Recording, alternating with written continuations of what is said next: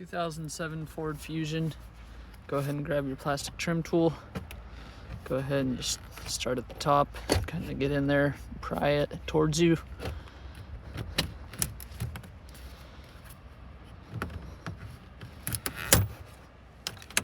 There you go. It's going to be about 4 to 6 clips. So as you can see, there is a plastic piece, then a metal clip.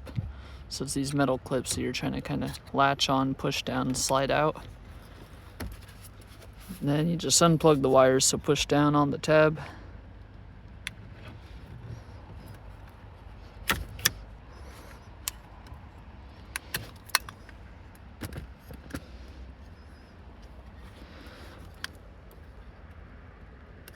And for this one, there's a little tab that you have to pop backwards. So as you can see, I slide that back, then you get access to push in and slide that out. And there you have it.